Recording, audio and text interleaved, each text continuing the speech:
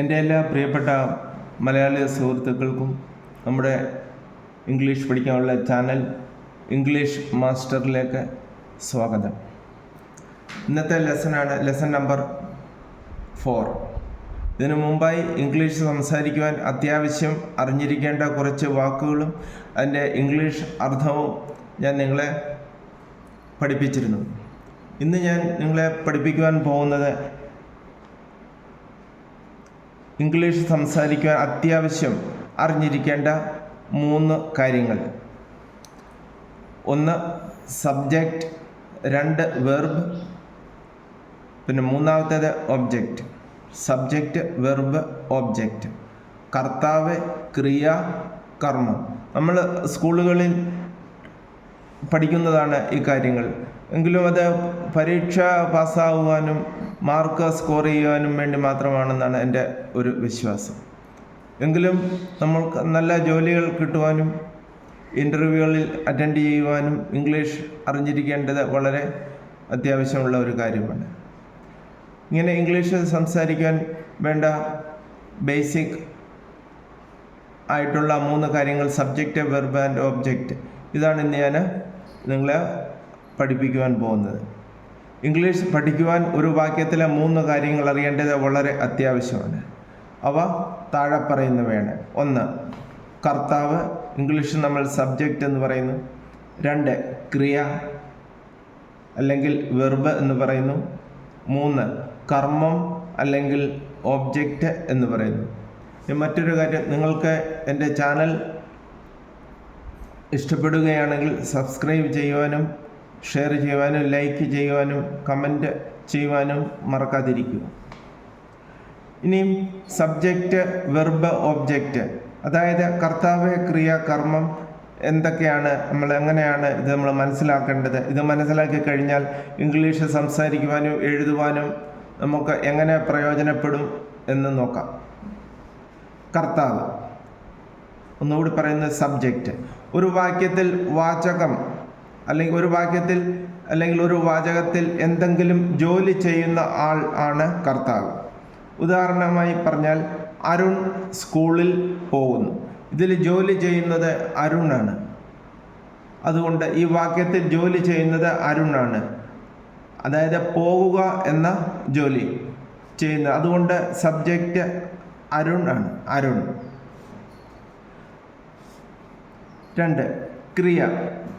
മേൽപ്പറഞ്ഞ വാക്യത്തിൽ കർത്താവ്, അതായത് സബ്ജക്റ്റ് ചെയ്യുന്ന ജോലിയെ ക്രിയ എന്ന് പറയുന്നത്. സബ്ജക്റ്റ് ചെയ്യുന്ന ജോലി. സബ്ജക്റ്റ് എന്താണെന്ന് നിങ്ങൾക്ക് മനസ്സിലായി. ഒരു വാക്യത്തിൽ ജോലി ചെയ്യുന്ന ആളിനെയാണ് നമ്മൾ സബ്ജക്റ്റ് എന്ന് പറയുന്നത്. ഇംഗ്ലീഷ് സംസാരിക്കുവാൻ അത് അറിഞ്ഞിരുന്നെങ്കിലേ നമുക്ക് മുന്നോട്ട് പോകുവാൻ കഴിയുകയുള്ളൂ. ഇതിൽ ക്രിയ ആണ് പോകുക എന്ന ജോലി. അരുൺ ചെയ്യുന്ന ജോലിയാണ് പോകുക എന്ന ആ ജോലി. അതുകൊണ്ട് ഇതിനെ നമ്മൾ ക്രിയ അല്ലെങ്കിൽ വെർബ് എന്ന് പറയുന്നു. നിങ്ങൾക്ക് മനസ്സിലാവുന്നുണ്ടെന്ന് ഞാൻ വിശ്വസിക്കുന്നു.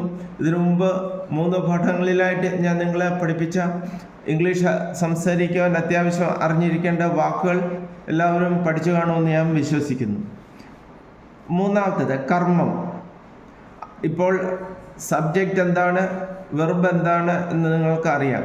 ഒരു വാചകത്തിൽ ജോലി ചെയ്യുന്ന ആളിനെയാണ് നമ്മൾ സബ്ജക്റ്റ് എന്ന് പറയുന്നത്. ആ സബ്ജക്റ്റ് ചെയ്യുന്ന ജോലിയെ നമ്മൾ ക്രിയ എന്ന് പറയുന്നു. ഇനി കർമ്മം എന്ന് പറഞ്ഞാൽ എന്താണ്? ഒരു വാക്യത്തിൽ ക്രിയയുടെ ഫലം അല്ലെങ്കിൽ സ്വാധീനം എവിടെയാണോ ഉള്ളത് അതിനെയാണ് കർമ്മം എന്ന് പറയുന്നത്. ചുരുക്കി പറഞ്ഞാൽ ക്രിയയുടെ ഫലം അനുഭവിക്കുന്നത് എന്താണോ അതാണ് ഒബ്ജക്റ്റ് അല്ലെങ്കിൽ കർമ്മം എന്ന് പറയുന്നത്. അത് ഒരു വ്യക്തി, വസ്തു അഥവാ സ്ഥലം ആകാം. നോക്കുക, കുറച്ച് വാക്യങ്ങൾ ഞാനിതിൽ നിങ്ങൾക്ക് വേണ്ടി എഴുതിയിട്ടുണ്ട്. അരുൺ അവൻ്റെ അച്ഛനെ സഹായിക്കുന്നു. ഒരു വാചകം അതാണ്. 2-ാമത്തേത് മാലിനി ആഹാരം പാകം ചെയ്യുന്നു. 3-ാമത്തേത് അച്ഛൻ പത്രം വായിക്കുന്നു. 4-ാമത്തേത് ഞങ്ങൾ ക്രിക്കറ്റ് കളിക്കുന്നു. 5 പൂച്ച പാൽ കുടിക്കുന്നു. അമ്മ വസ്ത്രങ്ങൾ കഴുകുന്നു. മറ്റൊന്ന് അവർ അമ്പലത്തിൽ പോകുന്നു. ഇങ്ങനെ 7 വാക്യങ്ങൾ ഞാനിവിടെ ഉദാഹരണത്തിന് വേണ്ടി എഴുതിയിട്ടുണ്ട്. ഇതിൽ രണ്ട് മൂന്നെണ്ണം ഞാൻ എക്സ്പ്ലെയിൻ ചെയ്തു തരാം. ബാക്കി നിങ്ങൾ സ്വയം ചിന്തിച്ച് കണ്ടുപിടിക്കുവാൻ ശ്രമിക്കുക. എന്നിട്ട് കമൻറ്റ് ചെയ്ത് എന്നെ അറിയിക്കുക. ഒന്നാമത്തേത്, അരുൺ അവൻ്റെ അച്ഛനെ സഹായിക്കുന്നു. ഇതിൽ ജോലി ചെയ്യുന്നത് ആരാണ്? അരുണാണ്. അരുൺ എന്താണ് ചെയ്യുന്നത്? സഹായിക്കുന്നു. സഹായിക്കുക എന്നുള്ള മലയാളം വാക്കിന് ഇംഗ്ലീഷിൽ എന്താണ് പറയുന്നത് എന്ന് നിങ്ങൾ എന്നെ കമൻറ്റിലൂടെ അറിയിക്കുക. അരുൺ ജോലി ചെയ്യുന്ന ആളാണ്. ചെയ്യുന്ന ജോലി സഹായിക്കുക എന്നുള്ളതാണ്. അതിൻ്റെ ഫലം കിട്ടുന്നത് അവൻ്റെ അച്ഛനാണ്. അവൻ്റെ എന്നുള്ളതിന് എന്താണ് ഇംഗ്ലീഷിൽ പറയുന്നത്? ഞാൻ മുമ്പത്തെ ലെസണിൽ പറഞ്ഞു തന്നിട്ടുണ്ട്. അത് നിങ്ങൾ നോക്കി എന്നെ അറിയിക്കുക. ഇതിൽ ജോലി ചെയ്യുന്നത് അരുൺ. അതുകൊണ്ട് അരുൺ സബ്ജക്റ്റാണ്. വെർബ് എന്ന് പറയുന്നത് സഹായിക്കുക എന്നുള്ളതാണ്. 2, മാലിനി ആഹാരം പാകം ചെയ്യുന്നു. ഇവിടെ ജോലി ചെയ്യുന്നത് ആരാണ്? മാലിനി ആണ്. എന്താണ് ചെയ്യുന്നത്? പാകം ചെയ്യുന്നു. ആഹാരം പാകം ചെയ്യുന്നു. ആഹാരം പാകം ചെയ്യുന്നത് നമ്മൾ ഇംഗ്ലീഷിൽ പറയുന്നത് കുക്ക് എന്നാണ് പറയുന്നത്. COOK, cook. ഞാൻ നിങ്ങൾക്ക് അത്യാവശ്യം അറിഞ്ഞിരിക്കേണ്ട കുറച്ച് വാക്കുകൾ വരുന്ന ക്ലാസ്സിൽ പറഞ്ഞു തരുന്നതായിരിക്കും. മാലിനി ആഹാരം പാകം ചെയ്യുന്നു. ഇതിൽ ജോലി ചെയ്യുന്നത് മാലിനി. അതുകൊണ്ട് മാലിനിയെ നമ്മൾ സബ്ജക്റ്റ് എന്ന് പറയുന്നു, അല്ലാതെ കർത്താവ് എന്ന് പറയുന്നു. ചെയ്യുന്ന ജോലി എന്ന് പറയുന്നത് പാകം ചെയ്യുക എന്നുള്ള ജോലിയാണ്. ഇതിനെ നമ്മൾ വെർബ് എന്ന് പറയുന്നു. ഈ മാലിനി പാകം ചെയ്യുന്നത് കൊണ്ട് ഇതിൻ്റെ ഫലം എവിടെയാണ് പോകുന്നത്? അല്ലെങ്കിൽ സ്വാധീനം ആഹാരത്തിലാണ്. ആഹാരത്തിന് നമ്മൾ ഇംഗ്ലീഷിൽ പറയുന്നത് ഫുഡ് എന്നാണ്. Food, FOOD, food. Malini subject, പാകം ചെയ്യുക ക്രിയ, അതിൻ്റെ ഫലം ഫുഡാണ്. ഇതിനെ നമ്മൾ ഒബ്ജക്റ്റ് എന്ന് പറയുന്നു. കർത്താവ്, ക്രിയ, കർമ്മം. അടുത്തത്, അച്ഛൻ പത്രം വായിക്കുന്നു. ഇതിൽ ജോലി ചെയ്യുന്നത് അച്ഛനാണ്. എന്ത് ജോലിയാണ് ചെയ്യുന്നത്? വായിക്കുക എന്നുള്ള ജോലിയാണ്. അത് അച്ഛൻ എന്നുള്ള അപ്പോൾ സബ്ജക്റ്റ്, വായിക്കുക എന്നുള്ളത് വെർബ്. പിന്നെ എന്താണ് വായിക്കുന്ന? പത്രം, ന്യൂസ് പേപ്പർ. ഇതിനെ നമ്മൾ ഒബ്ജക്റ്റ് എന്ന് പറയുന്നു. കർത്താവ്, ക്രിയ, കർമ്മം. ഈ 3 കാര്യങ്ങൾ നമ്മൾ അറിഞ്ഞിരിക്കാം എന്നുണ്ടെങ്കിൽ ഇംഗ്ലീഷ് സംസാരിക്കുക എന്നുള്ളത് വളരെ ഈസിയാണ്. അതിനാണ് നിങ്ങൾക്ക് വേണ്ടി ഞാൻ ആരംഭിച്ചിട്ടുള്ള ചാനൽ ഇംഗ്ലീഷ് മാസ്റ്റർ. നോക്കുക. അടുത്തത്, ഞങ്ങൾ ക്രിക്കറ്റ് കളിക്കുന്നു. ഞങ്ങൾ ക്രിക്കറ്റ് കളിക്കുന്നു. ഇവിടെ ജോലി ചെയ്യുന്നത് ആരാണ്? ഞങ്ങൾ എന്നുള്ളതിന് ഏത് ഇംഗ്ലീഷ് വാക്കാണ് ഞാൻ നിങ്ങളെ കഴിഞ്ഞ ലെസണിൽ പഠിപ്പിച്ചിട്ടുള്ളത് എന്ന് നോക്കി കമൻറ്റ് ചെയ്യുക. കളിക്കുന്നു. കളിക്കുക എന്നുള്ളതിന് പ്ലേ എന്നാണ് പറയുന്നത്. PLAY, play. എന്താണ് കളിക്കുന്നത്? ക്രിക്കറ്റ്. ഇപ്പം നിങ്ങൾക്ക് 3 കാര്യങ്ങൾ ഇതിൽ നിന്ന് മനസ്സിലായിട്ടുണ്ട്. ഒന്ന് സബ്ജക്റ്റ്, ഒന്ന് വെർബ്, ഒന്ന് ഒബ്ജക്റ്റ്. അതിൽ സബ്ജക്റ്റ് ഞങ്ങൾ, ചെയ്യുന്ന ജോലി കളിക്കുക, വെർബ്.